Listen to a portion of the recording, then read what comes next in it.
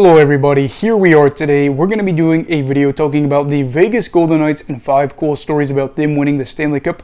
If you're tired of hearing about it, well, they won the Stanley Cup. I do have to talk about them a little bit, but this will probably be the last video for a minute. But if you're new, please make sure to subscribe to me. If you're new to the channel, new to me, whatever the case may be. If not, no big deal. Now let's get started. So the first storyline that I wanted to talk about here was about Jack Eichel. Jack is a guy that you all know pretty well, probably. He was drafted second overall in the NHL draft in 2015 behind Connor McDavid, excuse me. I just did a video about Bedard, so that's probably why. But McDavid obviously is a player that has been able to do more in his career in terms of personal play, personal accolades, stuff like that, and is seen as probably the best player in the world. So Eichel, I feel like, gets really overshadowed, even though the fact is he's played almost 500 games and has almost averaged 500 points, almost a point per game player. But he's overshadowed because you have such a generational guy like McDavid anyway. So, Eichel's pretty well liked for the most part of his career, signs a big deal with Buffalo, then is turned into public enemy number 1 in Upper New York, as he basically has like a spinal disc thing going on, and the team doctors are all like, you can play, it's no big deal, blah, blah, blah. He wants to get a second opinion. The other doctors say, no, you probably should get a surgery. He says, I want one. The team's like, no, we're not going to let you do it. And he says, that's fine, I'm not going to play. Things go sour there. The organization and him kind of have a big standoff. And he is shipped out of Buffalo in kind of an awkward way as he's sent to Sin City, where him and the Vegas Golden Knights failed to make the playoffs. So that was kind of a big deal for him and for the Jack Eichel haters, because he had never made the playoffs up until this past season. But the great news is for him, in his first playoff appearance, he has the 3rd most points as a playoff debutant and ends up getting like 24 points in 22 games played. Plays a key role in Vegas being able to win their first championship. I gotta say, for Eichel, I'm really happy for him. I was reading an article where he was talking about how he really didn't think he was ever going to win the Stanley Cup, or he started to doubt if he was going to be able to, considering that he's been in the league almost a decade, hadn't made the playoffs at all, blah, blah, blah. Well, here he is now winning his first championship, playing a key role for the team going forward. You kind of wonder how many more championships he could get with Vegas, as he still has years on his contract. And I'm excited and happy for him because, again, I do feel like his career up to this point has been overshadowed by McDavid's legacy, Buffalo not making the playoffs, and then, of course, I just think with a lot of the drama with how he went out of Buffalo. The second one here is about Bruce Cassidy. Bruce is a guy that was head coach for the Washington Capitals for like a year and a half in the early 2000s. First year, I don't think went terribly. The second year started off really bad. He was fired like 30 games into the year. Ended up, going through and being kind of just going around the league, whether that be minor leagues, whether that be with teams. He was the Providence Bruins AHL coach for a good long while, if I'm not mistaken. And then they ended up bringing him up, the Bruins do, like 13 years later after his Capitals head coaching gig. And so like a decade and a half goes by before he's able to come back. He's there in Boston for 6 or 7 years. They are a great team, make the playoffs every year that he's there. That is culminated in them going to the 2019 Stanley Cup final. They lose that one. Everybody can say the Bruins choked, blah, blah, blah. Not a lot of people remember that the Bruins ended up playing really well in that first period, but were still down 2-0 thanks to some bad puck luck, and the Blues taking advantage of that situation there. And yeah, things after that didn't go the way you wanted them to, and they weren't going as far as they wanted. So last year he was fired by the Bruins, and he ends up getting picked up by the Golden Knights, who ended up letting go of Peter DeBoer. So he comes on in, and he is a pretty good fit. Seems like the players like him pretty well. He is a guy that kind of understands how Vegas's locker room runs.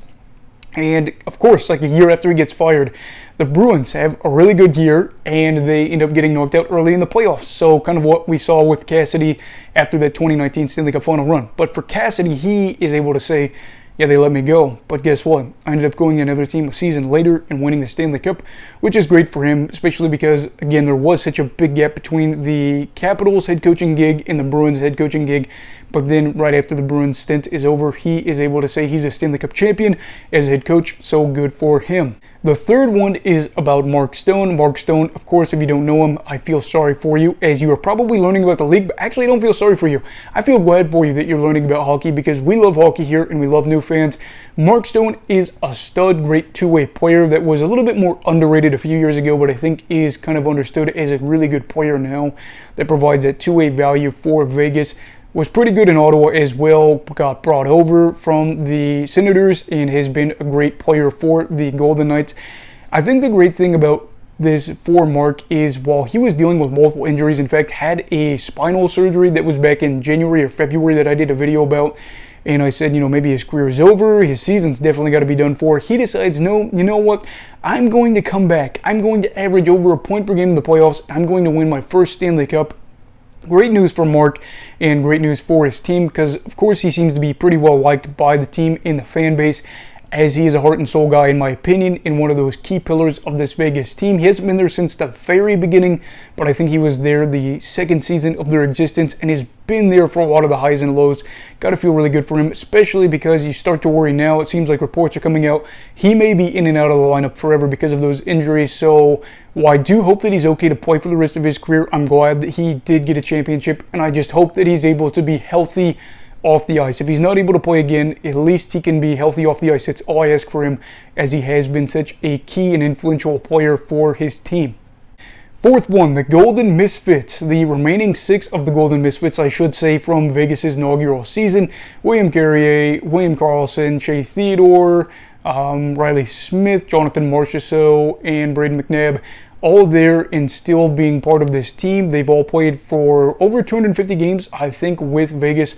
Karlsson and Marchessault have played over 400 games, if I'm not mistaken, with them, and they've been able to kind of be there since the beginning and be part of that group that was just part of the Misfits, the group that was the island of misfit toys. Their teams, while they might have wanted to protect them, they didn't.